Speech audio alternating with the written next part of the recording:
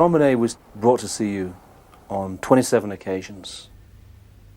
Does this number of visits strike you as excessive? No, I don't think it's excessive in the circumstances. It's really no sexual assault here. No, this finding is not indicative of a sexual assault. There's no other indication from the autopsy report at all that there's any other previous injuries that have healed in that area. So absolutely no signs of sexual abuse. I had no suspicion of it.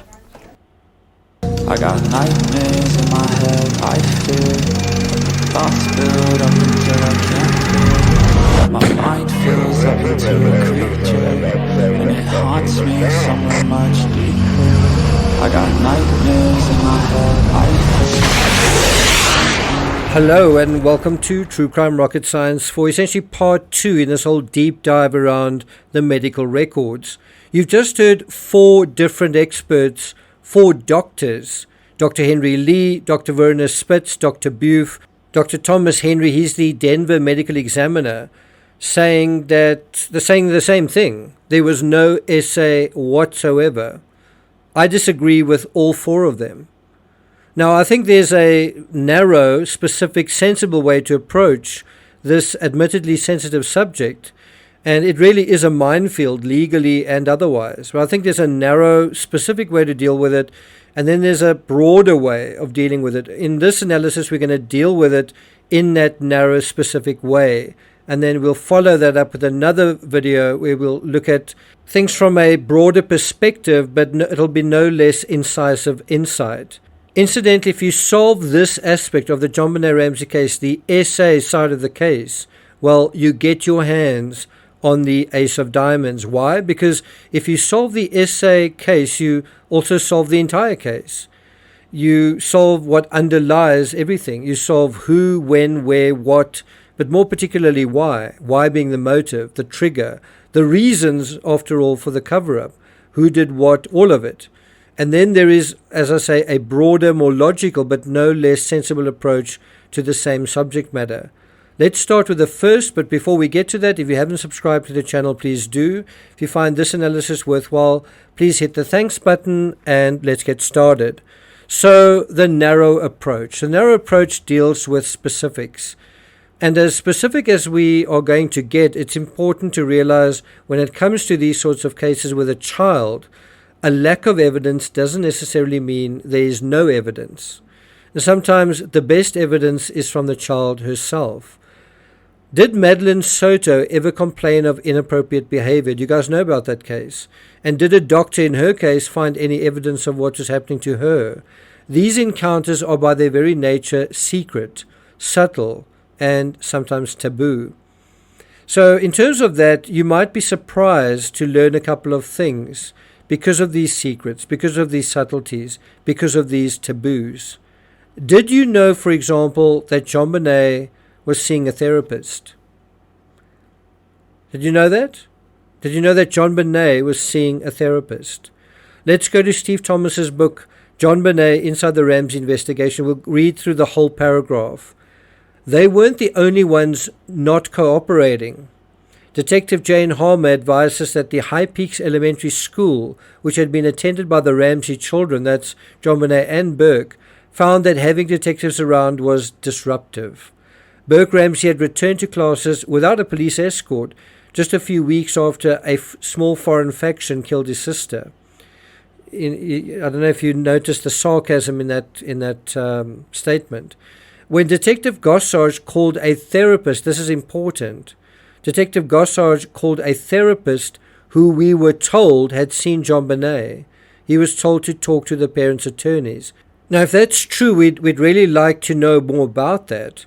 Who was the therapist and what was that all about? What did JonBenet need therapy for? Then we come to Dr. Buef. The pediatrician, Dr. Buef, would not talk to us. Get that? The pediatrician doesn't want to talk to law enforcement.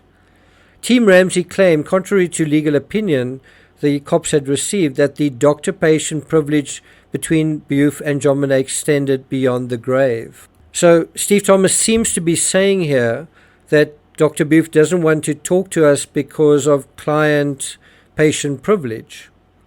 But I think the bottom line is that he didn't want to talk to law enforcement. Did you know that within the police presentation in mid-1998, Detective Jane Harmer was pretty clear that the cops believed there was evidence of prior vaginal trauma? So bear in mind, the police give a presentation after 18 months worth of investigation, right? A year and a half of police work. And part of what comes out of that is Detective Harmer, a female officer, presenting, in Detective Steve Thomas's words, a surprising anatomy lesson. I won't go into all the details, but he says he showed a picture of a normal, healthy 6-year-old and contrasted it with a photo of JonBenet, and even to the uninformed, the visual differences were apparent. And Harmer also cited experts who said that there was evidence of what she felt was, or what they felt, these experts felt, was chronic SA, although the detectives referred to it only as prior vaginal trauma. Also, did you know that JonBenet missed a pageant on 12 December? That's the month that she died, barely 2 weeks before she died. Do you know why she missed it? Because she was sick. JonBenet was sick barely 2 weeks before her death. And you might say, well, surely she went to Dr. Booth and that's part of the 33 visits, right? Well, it's not. According to Perfect Murder, Perfect Town, in early December, that's December 12th, JonBenet missed a pageant appearance because she was sick, but she didn't see Dr. Booth. So there are 33 visits that we know of, but there are quite a lot of sick incidents that we don't know about, and this was one of them. Also, did you know on December 17th, a week before her death, JonBenet won Colorado's Little Miss Christmas? Well, that same day, December 17th, Patsy called Dr. Booth 3 times. Called him 3 times. Is that part of those 33 visits to Dr. Booth? Probably not. Now, I want to start with Dr. Booth because of all the doctors, and there are many doctors pontificating on this particular subject. This is definitely another area of contention. You know, besides, was it an intruder? Did the Ramseys do this, or was an intruder involved? Well, this area is probably even more mysterious. Was there SA or not? Was there prior SA to that particular night, yes or no? And so he's the only one who treated JonBenet. He had direct first-hand knowledge of JonBenet. And so we need to look more closely at his opinion. And I do think we get 3 dimensions to JonBenet through Dr. Booth. And so let's deal with these 3 dimensions to JonBenet via medical records and her doctor. And we're going to deal with medical records, that's 1 dimension. And then we're going to deal with 2 other dimensions in 2 follow-up episodes. All right, so number 1, medical records. JonBenet was brought to see you on 27 occasions. Does this number of visits strike you as excessive? No, I don't think it's excessive in the circumstances. I do think it's excessive. And my information is also that the correct number isn't 27, and you may remember in the previous video it was apparently 30. Now it's down to 27. My information is the correct number is actually 33 times in 3 years. Let's go to James Kolar's book, Foreign Faction. Investigators would subsequently obtain records of JonBenet's medical treatment from the office of her pediatrician, Dr. Francesco Booth. They would learn that JonBenet visited the doctor's office on 33, he has it written out, and then in brackets he has the number, 33 occasions over the previous 3. He repeats that, writes 3, and then has the numeral 3 in brackets afterwards. He's being very clear, very specific, that these are the numbers and these are the right numbers. 33 visits in 3 years. And also that Patsy had called his office 3 times. He also makes that explicitly clear on the evening of December 17th. And this is quite interesting. The reason for those calls a week before her death on December 17th have never been determined. What was so urgent that made Patsy call Dr. Booth 3 times on December 17th? To reiterate what I said previously, 33 visits in 3 years works out to almost an average of 1 visit a month every month for 3 years. Any doctor who told me that that was normal, well, I might want to consider finding another doctor. Even if it's 33 visits in 6 years, it's still a lot. That's an average of a visit to the doctor almost every second month, for every second month of your life. Now, when you cross-reference her medical records with her pageants, and we're going to do that in detail in a moment, you can see how pressure and stress could ramp up. Imagine you're getting sick all the time, and you've got pageants going on all the time, and there's kind of a rush to get healthy for them. And I can tell you, as a triathlete who, occasionally get sick, I actually have just gotten sinusitis. There's a race coming up this weekend. There's pressure to be recovered by then. And that's pressure I'm putting on myself. Can you imagine if it's coming from somebody else? Because obviously a sick child can't perform in pageants. And if she's sick all the time and preparing for a hectic schedule of pageants all the time, you can see how this can create a recipe for tension, a recipe for stress, a recipe for compromised immunity. It's also interesting that as recently as December 17th, barely a week before her death, JonBenet was sick again. So sick that her mother called Dr. Beef 3 times on the same day. What was that about? Then if we go a little bit further down the paragraph from James Kohler's book Foreign Faction, he says, it should be noted that JonBenet's pediatrician, that's Dr. Beef, contradicted the opinions of the experts who believed prior SA had taken place before JonBenet's murder. Having seen and treated JonBenet for various ailments on 33 occasions over the course of a 3-year period, he would state that he never witnessed signs of SA being present during her visits. Now, although Beef is probably right when he says small children might regularly catch colds and whatnot, there's a slew of nasty accidents that go well beyond that, and also go well beyond the things that he does mention. Let's quickly go through them again. I went through her chart and summarized the types of visits that she had to the office. And if you forgive my reading for a moment, I'll read them to you.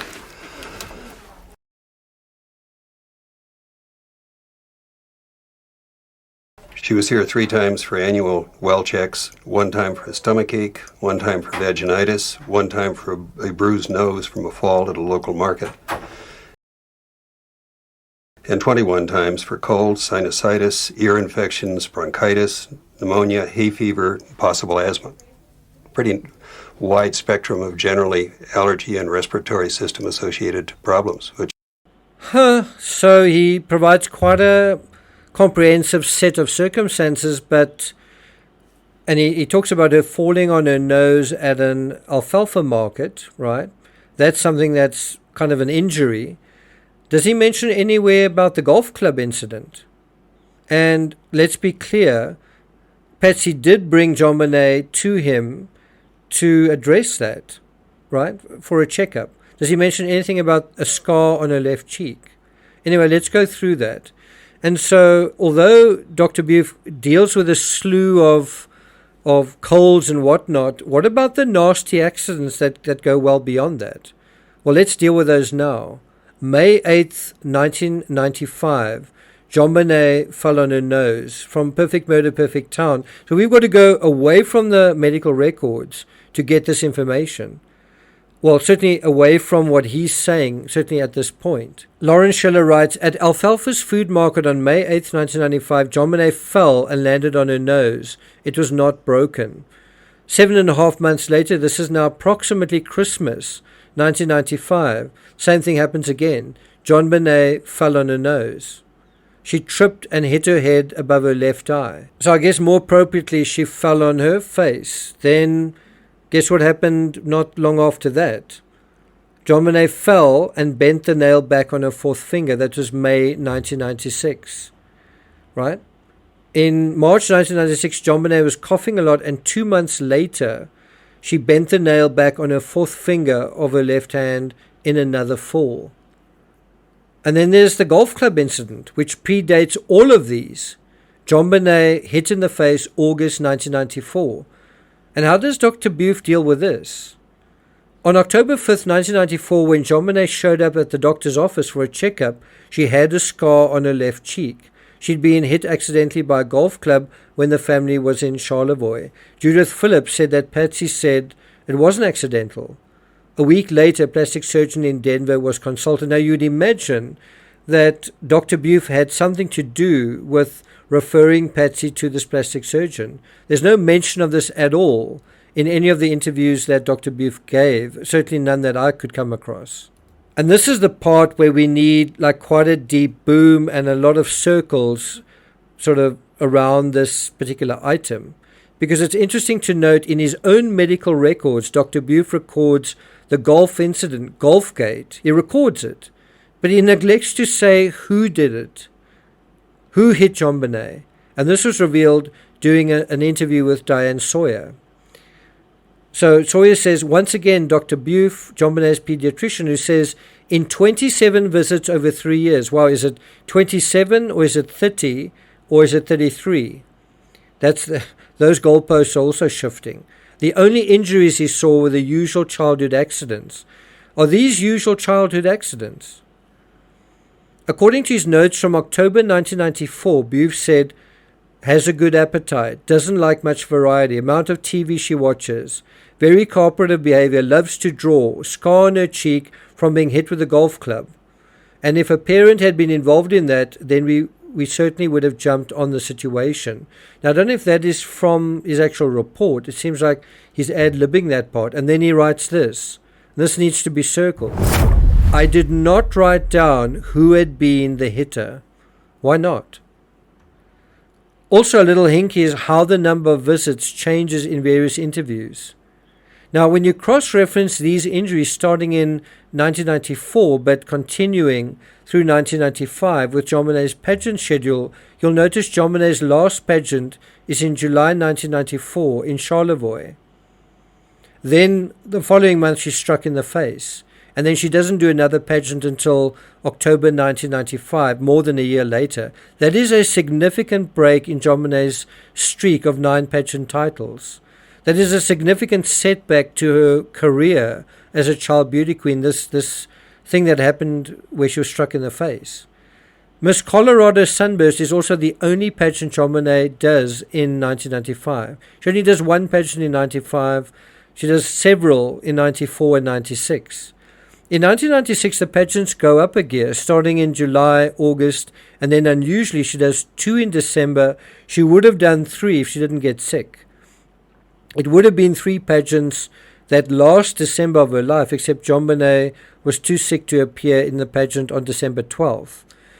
And I think JonBenet was also in the Boulder Christmas Parade that year while her parents were in New York. And then at the end of that month, JonBenet loses her life. So I'm kind of curious when Dr. Buffe says unambiguously and comprehensively and with 100% certainty, there was never any evidence of prior abuse.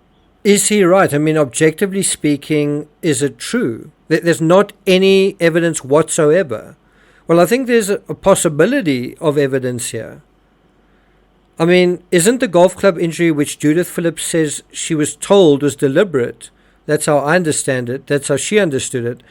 Isn't that potential evidence of something? How can you say there's never any evidence? How can you make such an absolute statement? Now, I'm not saying it's evidence. I'm saying it's possibly something. And I mean, when you've got a police investigation and it's look where we are today, it's unsolved. You've got to look at things that could be possibilities, which is why the police asked John and Patsy about it extensively. But it seems like the doctor wasn't very much help directly to the police. I don't know if he spoke to them.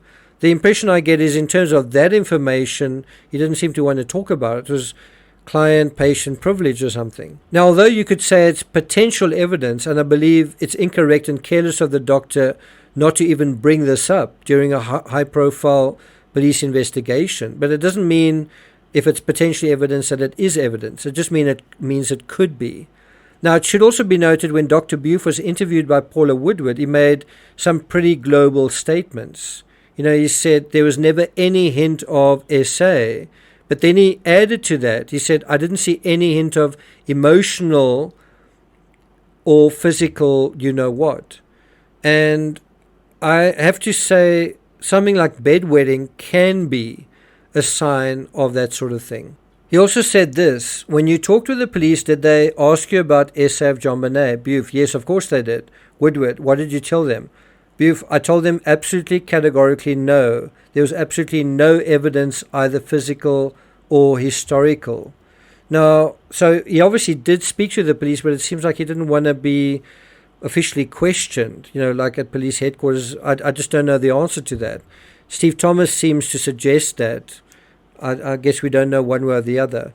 But it is also interesting that in October 1994, when Dr. Boof learned of the scar to JonBenet's face, Patsy was also asked to fill out a developmental questionnaire. But there's also something else. Dr. Boof also treated Burke. And how was Burke's health? So I'm not going to take it further than that, but we'll deal with that in the next episode. Thank you for listening, and I'll see you guys next time.